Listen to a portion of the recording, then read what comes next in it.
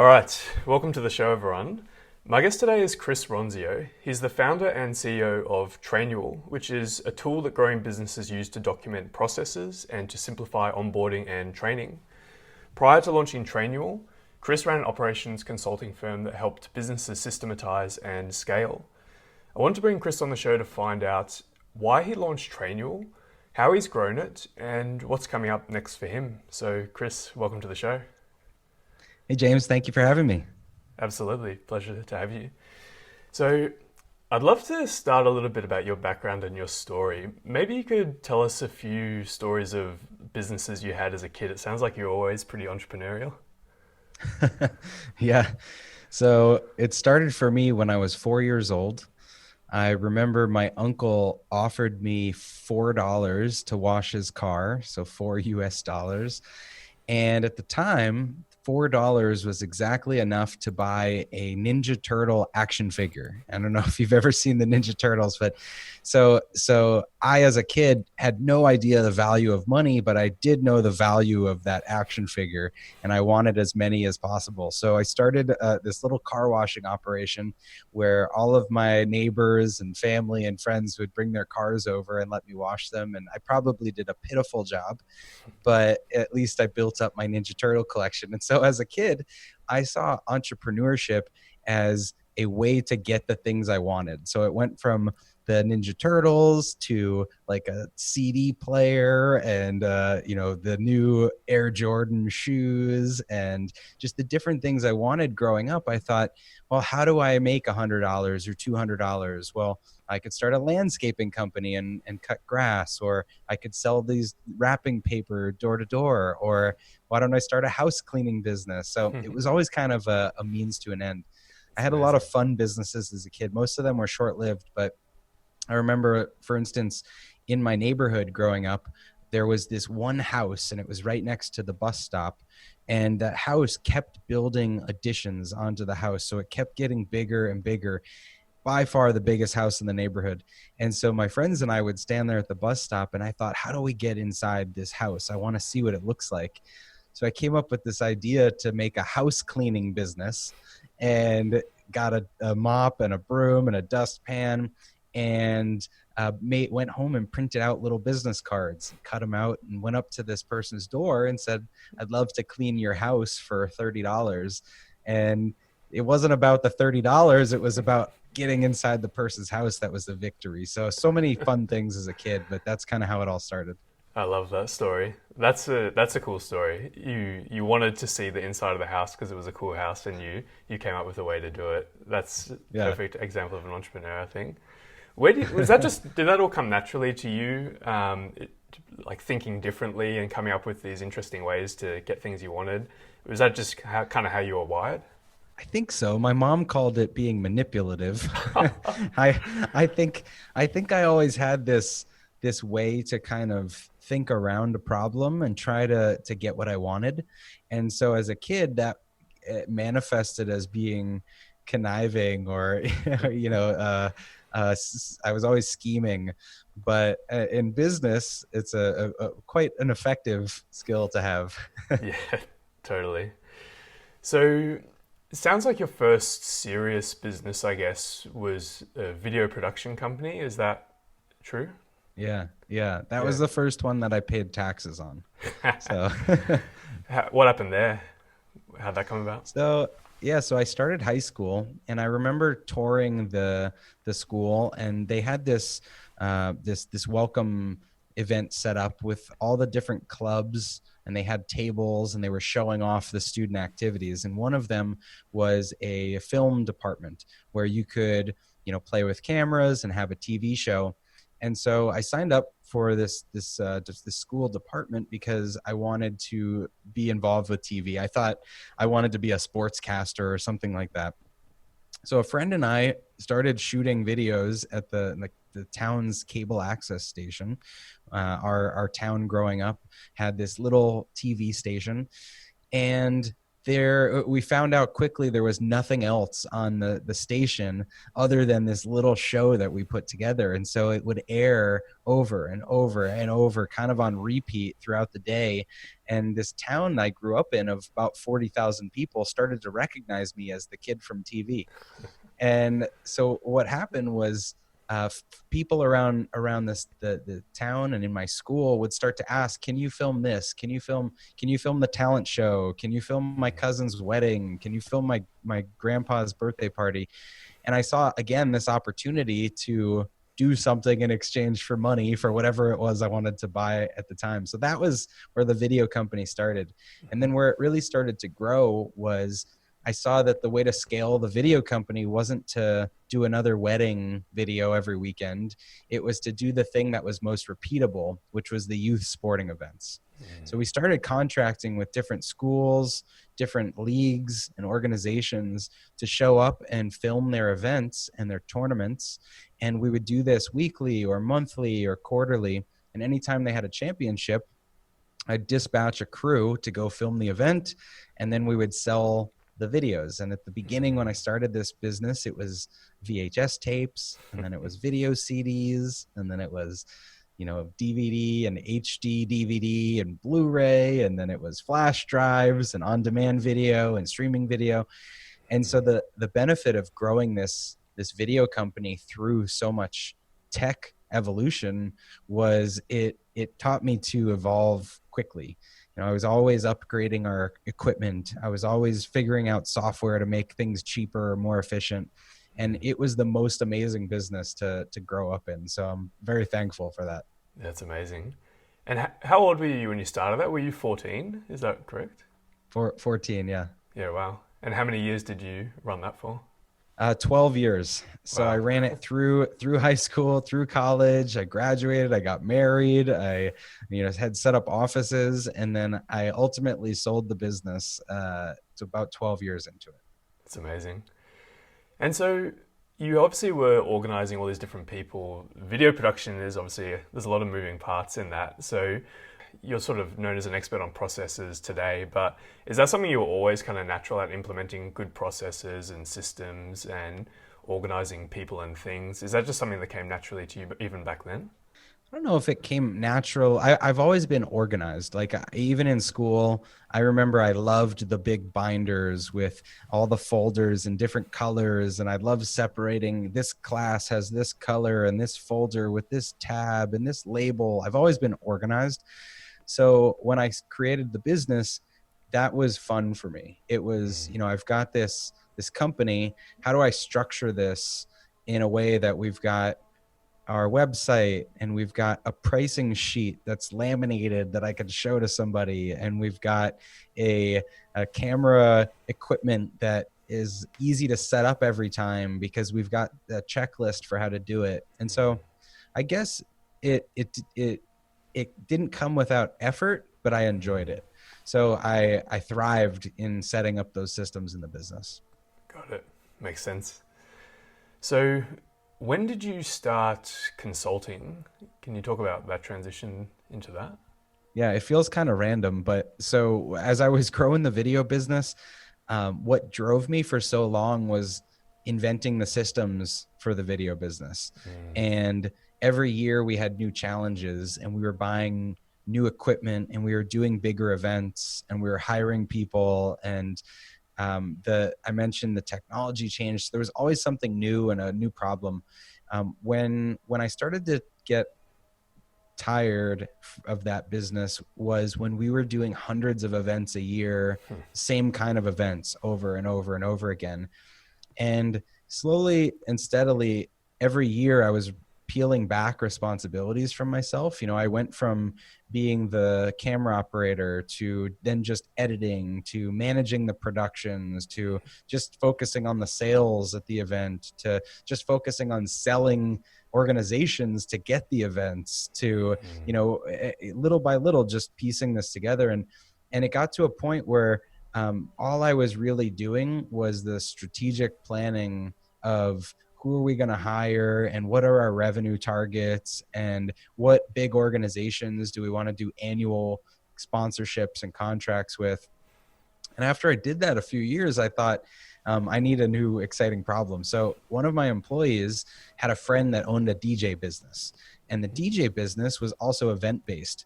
And so he said, the video company is so dialed in when it comes to systems, and my friend's company is a disaster. So would you be willing to talk to my friend and maybe make some recommendations? And so I got on the phone with this guy, and he lived clear across the US. And I got on the phone with him, and he, at the end of the call, said, I'd love to have you come out to my office and spend a couple days here and just tell me what you see that we should change, or make some suggestions. So we worked out a rate. I flew across the country, and for the first time, I wasn't carrying production gear and cameras and tripods and lights and cables. I was carrying a briefcase, and I felt like what you'd think a business person on TV feels like. So I flew in, and I just loved it. I loved digging into someone's business, and it was instantly apparent how the skills in my video company translated to being able to see problems and systems and ideas in someone else's business. And so that kind of opened my eyes to consulting. And it was pretty soon after that I started transitioning out of the video company. Got it. Makes sense. Was it really that transition there, or is that kind of what sparked, that's when you realized that this was actually a unique skill that you had of being able to kind of simplify complex moving parts into systems and processes? Is that when you realized it, or you always kind of knew all along that it was something you were good at, or this was the first time that you realized you could actually make a business out of this potentially? It was the first time I saw that there was commercial value in the skill. Like, I knew I was good at it. Employees had told me I was good at it. We were winning contracts on the video side, so I knew I was doing a good job. But I never thought that I could charge for that. I thought it was just a skill that I put to work in my own business. And so when someone else was willing to pay me for that, it opened my eyes to, well, there's another business opportunity here. So it happened kind of in stages, where I identified that I wanted to do more consulting, and I wanted to treat my video business as an owner. I wanted to be an owner of the business and not the CEO. And so I had a director of operations at the time, and I pitched him on the idea of taking over as president of the company, and went through about a 6-month process of training him on everything that I still did. So we ended up consolidating a few offices into one office. He moved the business. He hired a handful of new employees, and we stripped back all of my responsibility and trained him on it. And about 6 months later, I took myself off payroll and stepped back and said, well, now I'm just an owner in the business. I want to do a weekly call, and I want to see monthly reports, and it freed up the rest of my time to do consulting. So I put the word out with a bunch of my friends, and I said, if anybody needs help with their business, I am for hire. And I set an hourly rate, which is, I think what the first thing a lot of consultants do. And it didn't last long, but it was really just diving in and seeing what I could do. Yeah, cool. Makes sense. How did you get your first handful of clients? Was it from your network, or was there any other methods you used to get clients? The best thing I did was, when I had my video company, I was in an entrepreneurship group, and I made a special effort to connect with all of those entrepreneurs by visiting their office. So it's different when you meet someone for coffee or something, but I wanted to actually understand everyone's business and what their business model was and what their industry was. And so I offered to go and do an office tour of all these different local businesses. And so we'd figure out some time that worked. They'd tour me around the office. They'd introduce me to all their employees. We'd sit down in their office. And then as I'm sitting across from them, I would start to just interject different business questions, strategic. Did you think of this? Have you tried this? What are you doing for this? Just as a natural curiosity as another business owner. And so I think that helped build a reputation for, this is someone that I would love to be strategic with about my own business. And at that time, I wasn't trying to sell consulting services. I didn't know that I was going to do consulting. I was just engaged and interested. And so then when I said, I'd like to do consulting services now, I had a handful of people that were like, Mm, I'll pay you for that. Come to my office. that's amazing. You dug the well before you got thirsty, which I think is something that a lot of people have trouble with. So it's awesome. Even though you weren't That's consciously funny. thinking that you would be tapping into that at some point, you I put was effort I into was those relationships. sleepwalking. I was digging while I was sleepwalking. And is it true as well you got some clients by sending books to people that Oh you yeah. found on Yeah. LinkedIn? Yeah, so that was a little further in. I had started this newsletter list. So again, just about producing value for people. One of the things I was doing in the early days of consulting was recommending different software tools that, hey, you've got this problem. It would really help if you just started using this software. Or you're using this software because it's all you've ever known. This one's 10 years newer and will save you so much time. So I was recommending software a lot. And as I did more and more consulting jobs, I had this bank of recommendations that kept growing. And so I started a newsletter where every week I'd send one message. It was usually 3 sentences, something like that. Hey, do you have this problem because of X, Y, and Z? Well, check out this tool, and here's a link. And Mm, so after 2 years of doing that, I had about 100 recommendations, and I made a book called 100 Hacks to Improve Your Business.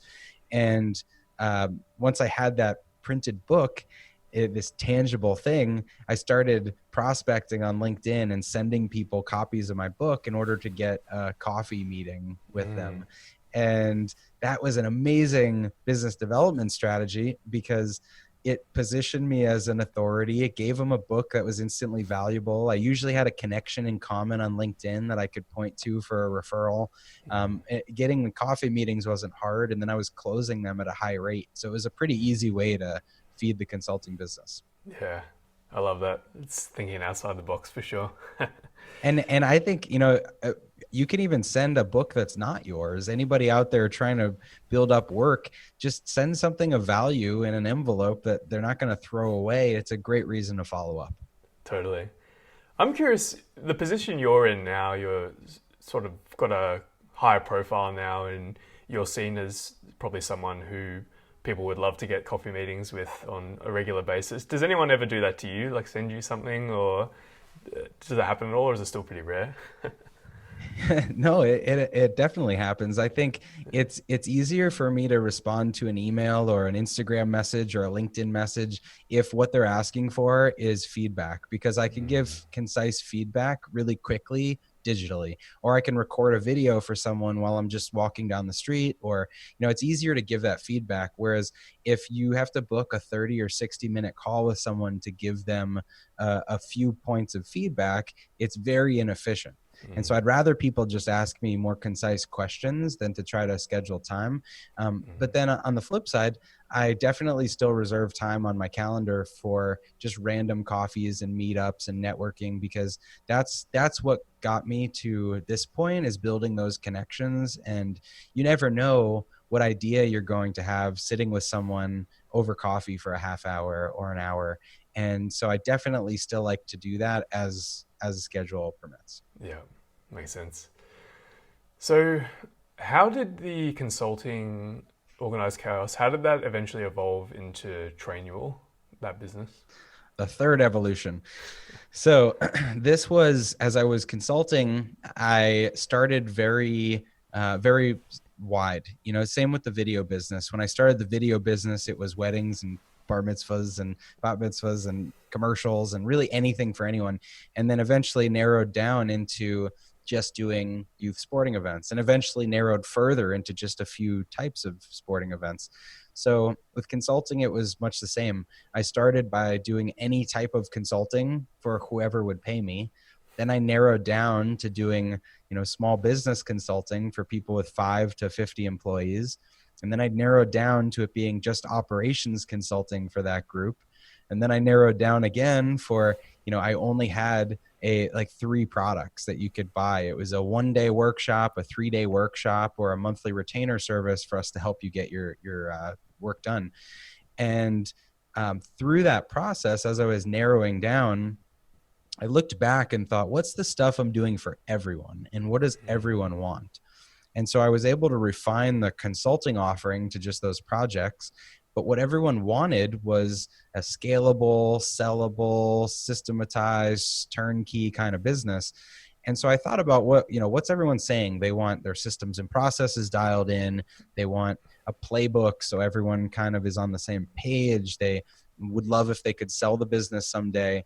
And that was really what led to Trainual was, people, they spend a lot of time making documents, typing up Google Docs or Word docs. And maybe if they've been around for long enough, they've got a binder, a 3-ring binder of just how the business works.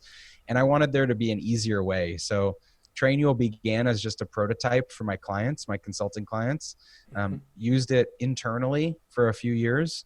And my clients were referring it out to other businesses.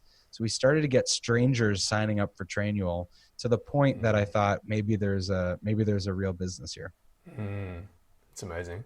I love that as well. You started off, it was almost like scratching your own itch. It was a tool that you used for your clients, and then you saw how effective that was for yourself, and then the interest that your clients and even non-clients had in it. And that's kind of pointing you in the right direction, I think.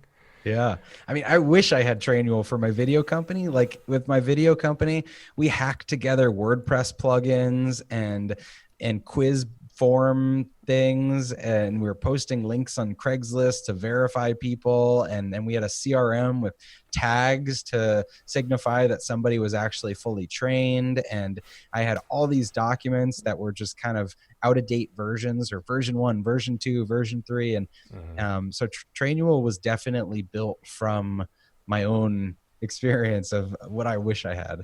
Yeah, totally. Could you maybe just, for the audience, if they maybe aren't super familiar with Trainual, just give a brief overview of, I guess, like how a business would actually use that to build out their processes and their systems? Sure. So it's an online SaaS platform. You sign up based on your company size, and then we've got dozens of templates in there for you to get started. But it's everything from your new hire orientation, teaching someone about your business, to policies and HR type policies like your handbook, to all of your processes, SOPs, best practices, department by department, role by role. So when you think about all of that collective knowledge of your business, it's one place to actually write it down, record screen sharing videos, embed videos or files from elsewhere, sequence it into here's the order I want to teach people these things, group things by role. So when you hire someone with a typical role, you click one button, it assigns them to everything they need to know. And then beyond just the training, it's that reference where anytime someone wants to see how to do something they haven't done in a while, they can pull up their phone and use the mobile app or search on their computer and have that as a guide. So so think of it again as just the playbook for the business to train for the first time and to reference when you need it. Yep, makes total sense and solves a massive problem, which I love. So Thanks. what were there any major challenges you had when you first launched that business, or was it really just you kind of you saw the opportunity to transition from the consulting and everything was roses and rainbows, or was there any challenges on the way there? I wish. Yeah, it was hard. So the consulting business was by any measure successful, and I wasn't escaping a problematic business. I was actually having to burn down a great business to start Trainual, which I think is a much harder thing to do. So you hear a lot of people pivoting or whatever they call it when they're still trying to figure out the thing that works. And I was in this weird situation where I had something that was working. I had a salary that was larger than any salary I've ever made. I had a team that was really, I loved working with, clients that I loved working with. Everything was great. But I had this vision for the business that I wanted to work with 25,000 companies. And I had established that vision after we had worked with maybe 40. So long way to go from 40 to 25,000. So a few years into the consulting business, I started thinking about how do I get to that huge number? You know, I was only adding 40, 50, 60 new companies a year that we were working with. How was I ever going to hit 25,000? So I started formalizing the consulting model and looking for other consultants that wanted to license what I was doing, the 1-day workshop, the 3-day workshop, the ongoing retainer. I found 2 of them. And as I was preparing to train them on how to do it, I was putting everything into Trainual. I assigned it to them, and then they're like, "This system's great. This is pretty cool." And I remember thinking, like, am I going after the wrong business here?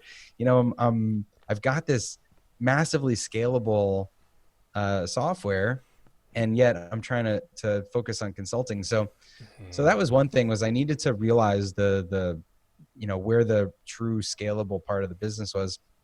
The next thing was I had to appreciate marketing. I was always the operations guy, and I had never, other than shipping books to people and doing my newsletter, I had never done paid advertising on a large scale like we do now. So I didn't understand the power of it. And it was really uncomfortable. Back in 2017, I hired a consultant to record videos of me and coach me through creating a funnel. And it was a painful process. I was terrible at it. I hated talking on camera. I would do, 50 takes. But that was a real struggle at the beginning that definitely paid off, because without having this kind of reach and being able to do ads and video and the podcast and the content that we've done, no one would know about Trainual. And if no one knows about it, then how good is your business? Yeah. So there were definitely a lot of struggles in the early days, but I believe it. So far so good. That's good. How did you actually fund the business initially? Was it just from the consulting revenue, or did you raise any money, or what kind of happened there in the early days? Initially, it was the consulting revenue. Yeah. So we basically were able to cover all of our expenses when we were at about 75% capacity. And so that additional capacity we could either take on another client, or we could look in and work on Trainual. And so that was my thought as we started to rebuild Trainual and prepare it for a launch, was let's just use our extra capacity. We'll build a new product. We'll take some of the feedback people have given us, and then we'll launch this. We'll ship it out to the world, and we'll keep consulting, and we'll just have this little side income that, maybe it grows a little bit every month. Those were my aspirations for Trainual. And the more that we built the product, the more I saw it as, this is the thing I want to do. I want to tell everybody about this.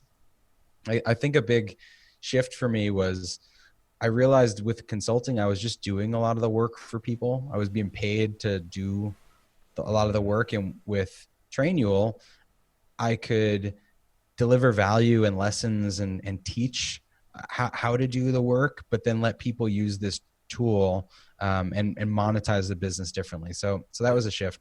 So the consulting company paid for it originally, but then it got to a point where we launched Trainual and shut down the consulting business. And then we were upside down. So we're bleeding money.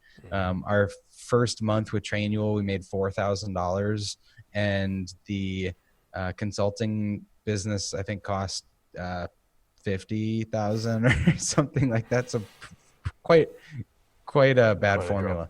Yeah. So I financed it through credit cards, probably the worst thing I could have done. So, initially it was savings. It was me just not paying myself. And then it was credit cards. I wrote myself a couple of those checks that the credit cards send you, balance transfer checks. Yeah. And then I just put all expenses that we had on these cards.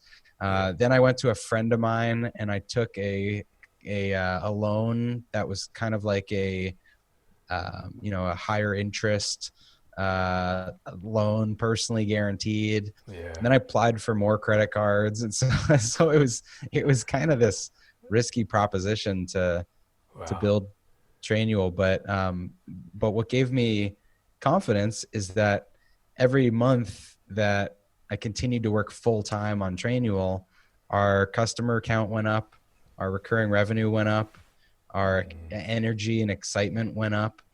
And when you're growing a SaaS business, the multiple on the valuation of your business goes up if your revenue is going up. And so to me, that was confidence building enough to keep pushing until I totally ran out of debt. Wow, that's incredible. So did you lose any sleep or anything, or you really had confidence? You saw these numbers that all the metrics were going in the right direction, and that just gave you the confidence to move forward. Or was there any moments where you were just like, wow, like looking at the statements and like, should I be doing this? Or how was your mindset back then? I was definitely nervous, but my my fallback was I knew that I had just had over $1 million consulting business, and if this doesn't work, I'll go back to consulting, and it might take a year or two or three to get out of debt, but it will have been worth the effort. And so that was my fallback, was if I don't go for this, then I might miss the opportunity.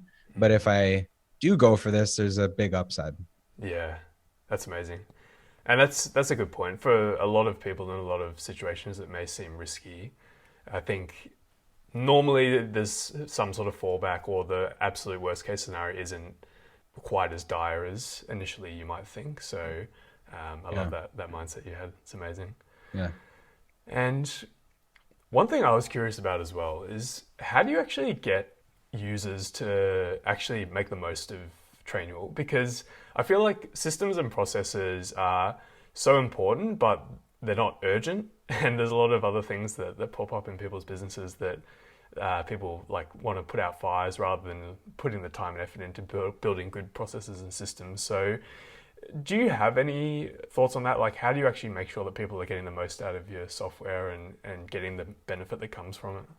Yeah, it's the biggest problem. Absolutely. And you're right. People would rather put out fires than fireproof their business. and there's this catch-22, because if you think about anything in your business that you do, especially if you do it well, training someone else to do it could take 10 times longer than just doing it yourself. And so there's this entrepreneur's complex where you want to do everything in the business because you want to maximize what you produce. And so you might as well produce it all yourself. But it's a dangerous thing to do, because then if your business becomes dependent on you being superhuman, then once you do start to delegate, you don't have enough margin for error for your business to ever scale. And so some of the best businesses I saw consulting were companies where they were purchased. Like, some business person bought a business that had an operator in it, and they were able to run the business without ever getting stuck in it because they knew nothing about it. It was really interesting. Whereas the majority of businesses start because the person, the operator, is the technician and the entrepreneur, and they're doing the work in the business. And it's really hard to remove yourself from the company. So our biggest struggle is helping people put the time and energy into building out their system and using Trainual. But it's not for everyone. You know, when we talk to a business, I teach this methodology where, you know, as you're building a company, you first have to experiment, and you have to learn how to do what you're doing consistently. And so if there's no consistency to what you're doing, then it's premature to document it, because if you write it down, you're going to be changing it every week, and it's a waste of time. Whereas if you're doing something consistently and it's just the same day in and day out, then it's not a problem you're solving anymore. It's not exciting. And so that's what you want to document. So first you do it, then you document it. And once you've got it documented, then you can delegate it. A really simple process, but that is little by little how you scale a business, is to slowly remove yourself from each area of the business and empower other people to do those things. And so we preach that in all of our marketing content. And when a business is ready for Trainual, it's because they've got some consistency or maturity in their business, and they're ready to make a few more hires, or they're ready to open an additional location. And now they need a tool to do that documentation. Whereas if someone is just so early in the business that they're still figuring it out, then we want to help enable that person. And I produce the podcasts and YouTube videos, and we want to help them on their entrepreneurial journey. But they're not ready for Trainual, and that's okay. And we'll be here when they're ready. Got it. Be there when they're ready. I like it. So you mentioned your marketing style, which I think's really well done, because I get served a lot of Trainual ads on my various social feeds, which I think, because you do them, a lot of the time it's just yourself talking into a camera. They're very kind of raw sometimes and unpolished, which I think is actually good. But how did you come up with your marketing strategy with all this content you do, the podcast, the kind of informal videos? Was there a strategy behind that? I'm guessing there is. Yeah, sure. It was, early on in the business, my brother and I, my brother's our CMO. So he manages all our marketing. We walked the floor of an HR people kind of conference that was selling a lot of these learning and training products.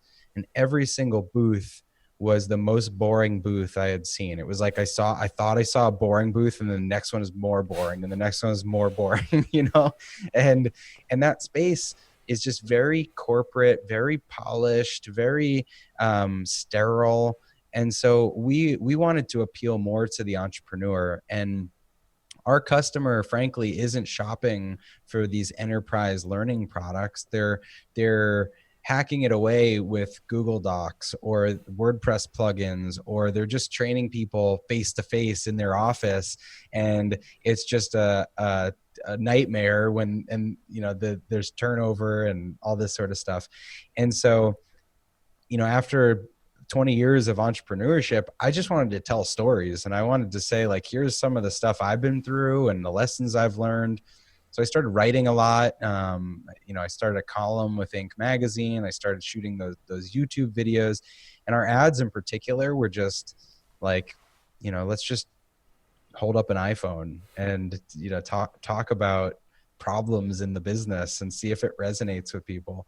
I think the problem a lot of businesses make is you use your ads as like billboards. It's just, your sales advertisements. Here's my product. Come buy it. Go to my website.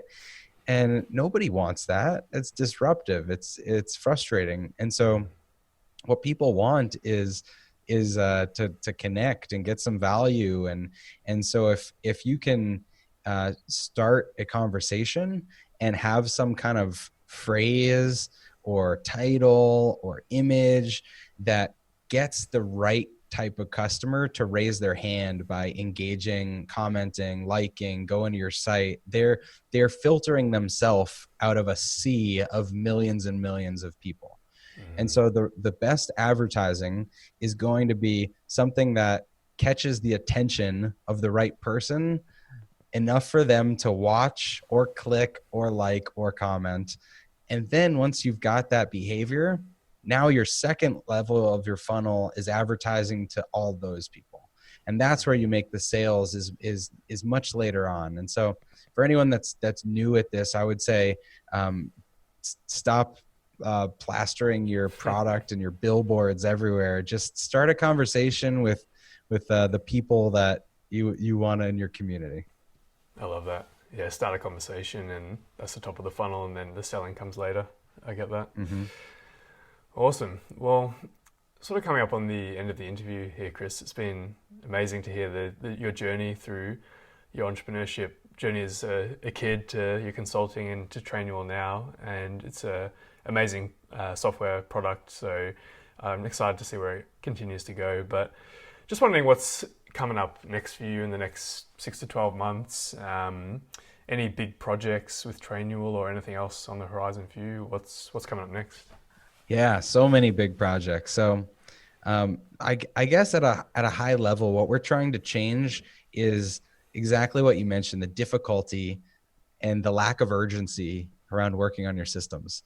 And so I think the reason people don't have a training manual, an operations manual, instruction manual, whatever you call it, is that it takes too much time and expertise to sit down and create one.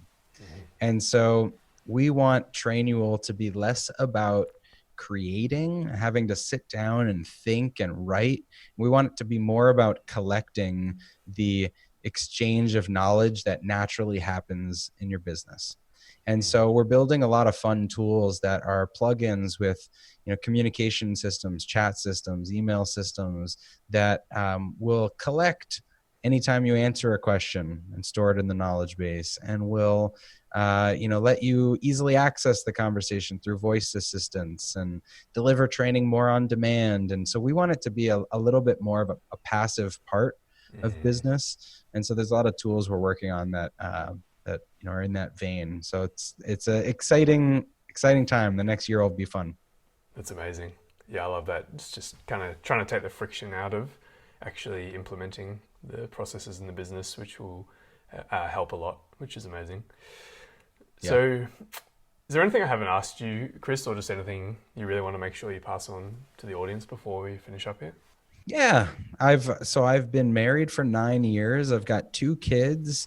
I think part of the myth around growing and scaling a business and having a startup is that you need to be 1,000%, 24/7, all in, hustling at the expense of every other area of your life.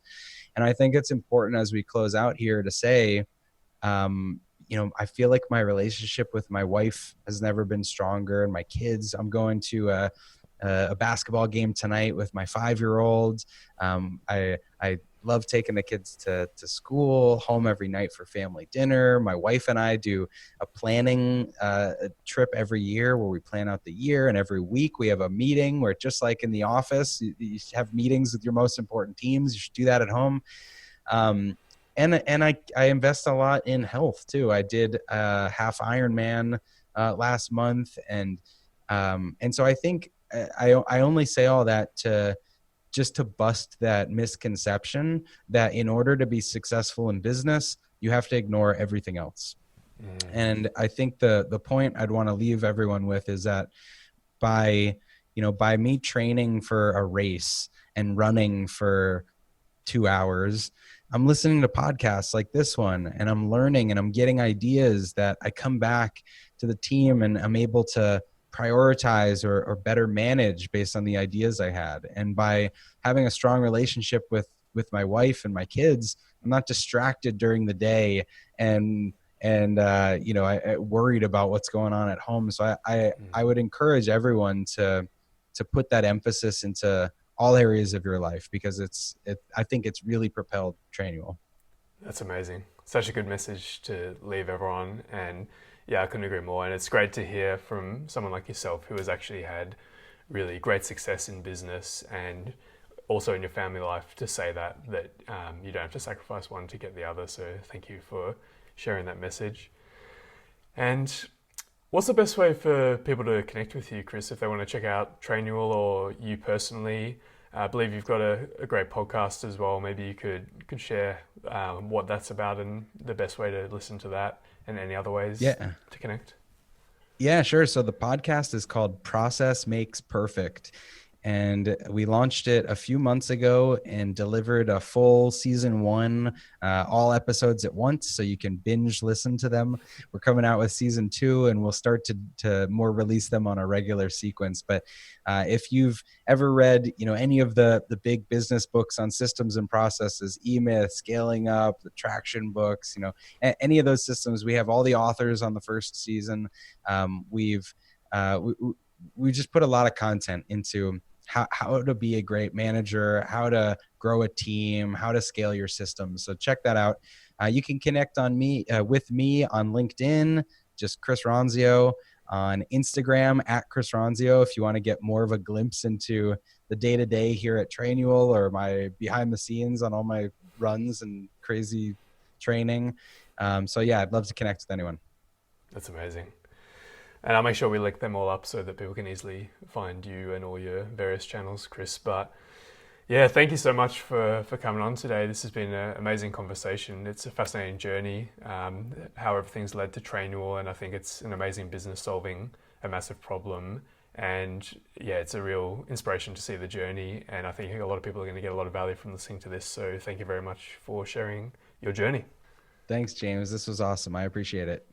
Hey everyone, thank you for listening to this interview with Chris Really hope you got a lot of value from this conversation. If you use Apple Podcasts, could you please go into the app and leave this show a rating and a review? That really helps me out and just helps build the show family and helps me reach out to lots of great guests like Chris and help share their journeys and stories with you. And if you don't use Apple Podcast, you can still take a screenshot of whatever app you use, post this screenshot to Instagram stories, and tag me in that so I can reshare it. My handle's at jharris, which is JHARRISS. And if you could do one of those two things, I would really appreciate that and it would mean the world. Have a great day.